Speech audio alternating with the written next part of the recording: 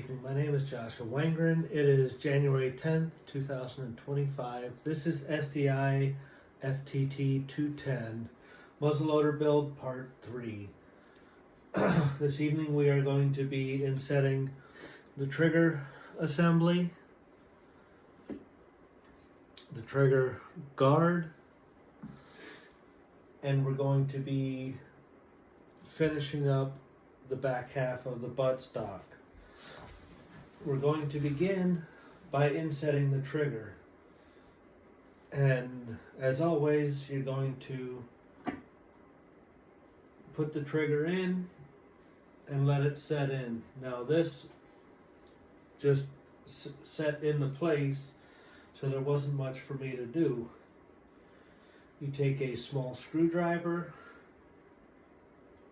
you put in the first screw at the back part of your assembly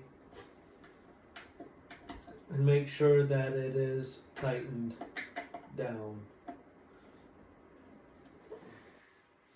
Then you take your tang screw, which will go from the tang of your muzzleloader all the way down to the front part right here,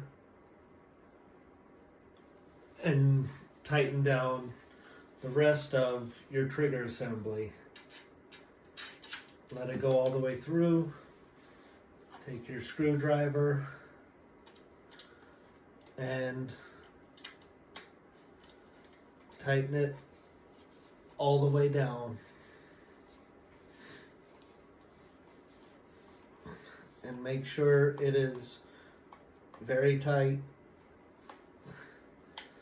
and not going to go anywhere, and this will hold your trigger assembly into place. Next, you're going to take your trigger guard and you're going to put it in place how it's going to fit the best.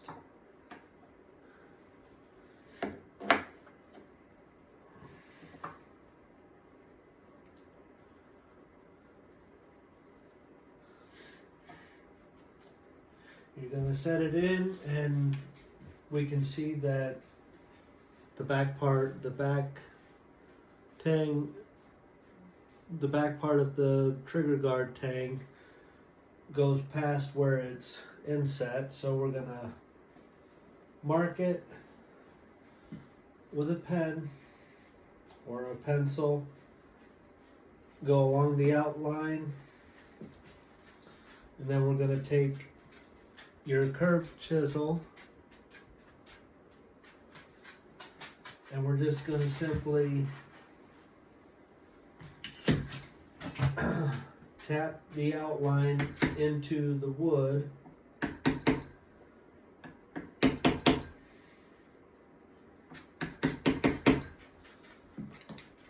Take your straight chisel and we're going to make it meet up with the rest of the inlay so that it all matches.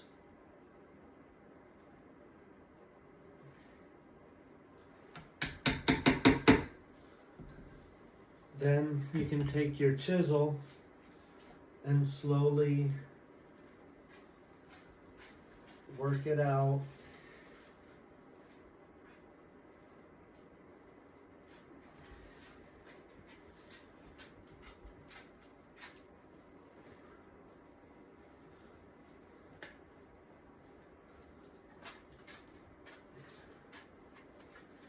If that's not working, you can also take your rounded chisel, or your gouge,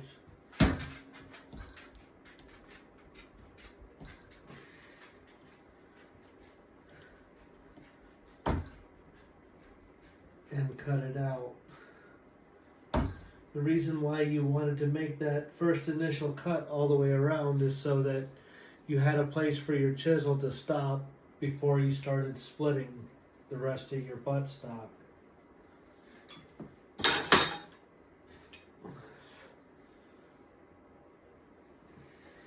You might need to take your smaller gouge and just gouge out a little bit at a time.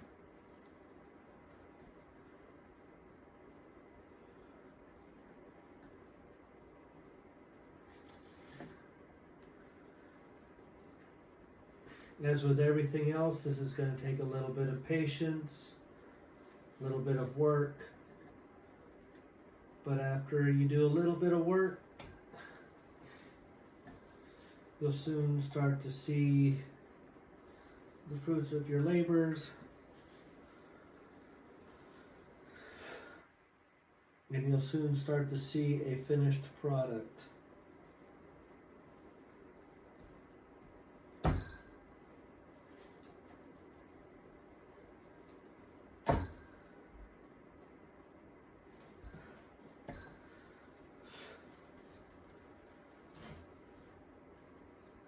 I apologize for the shadows. My light that I normally would use for this is set up on my rod making rig.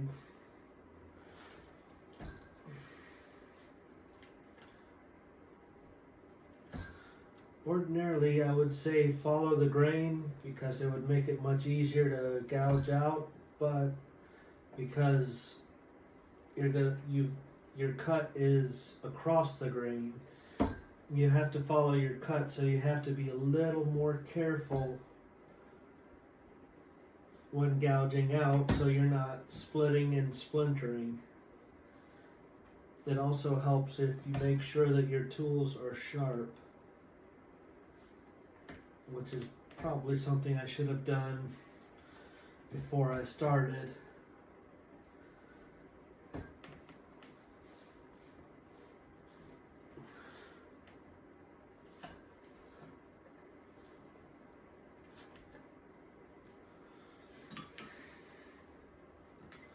Once you've mostly got that cleaned out, you should be able to take your flat chisel and just kind of scrape out the edges a little bit.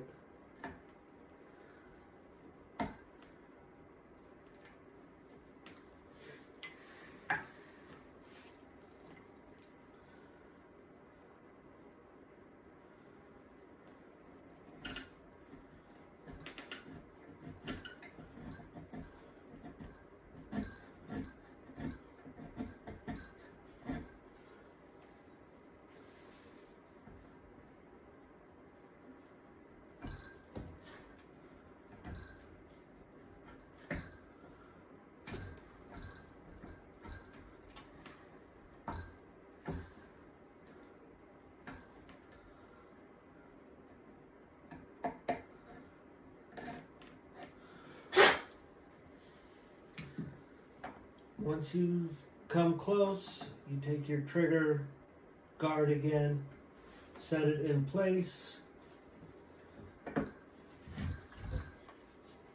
and you should see that you have a nice fit up. Once you have that nice fit up,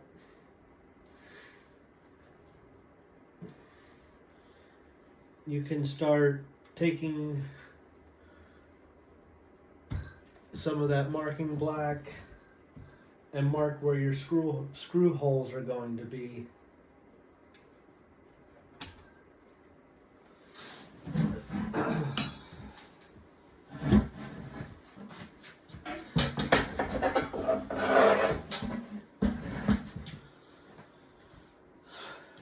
Now that we've gotten that fit up,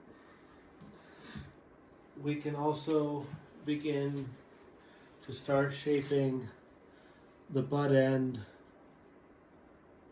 of our rifle.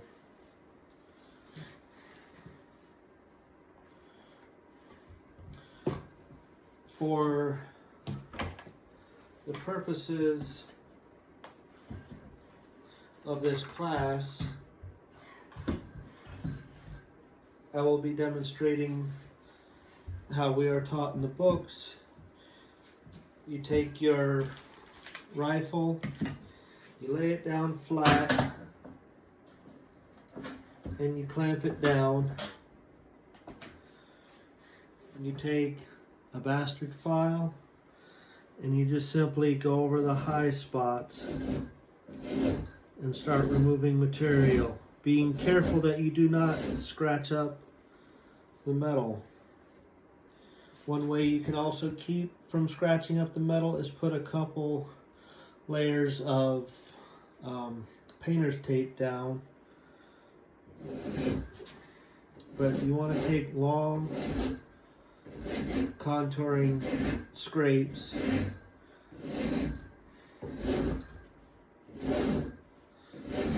to remove the bulk of the material.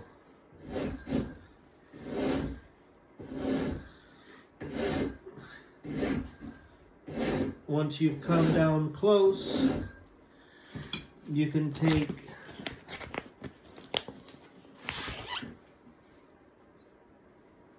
a cut file and just simply finish it up.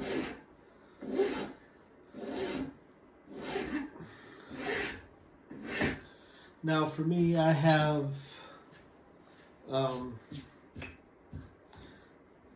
tools at my other shop that would make this a lot easier, and I will be using those tools to help me finish up the wood, get it shaped a lot quicker, and as well as I'll be able to use it to help buff up the brass parts.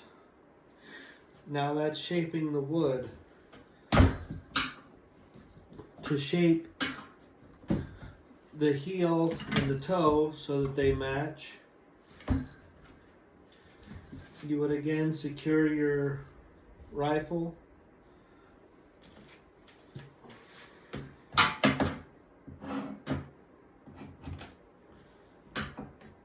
Make sure that your rifle is secure. And again, take a file and simply file your heel down until it meets the toe. And then clean it up, polish it up, and you're done. Again, I'll be doing this in the shop that I work at, because they have tools that I can do this a lot easier, a lot quicker, and actually get a lot cleaner, get it done a lot cleaner. But you would just simply go with the contour of your metal until everything meets up and marries up nicely, and you have a nice clean edge.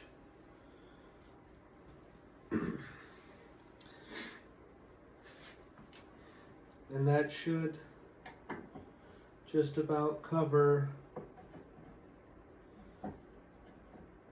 the remainder of this week's assignment.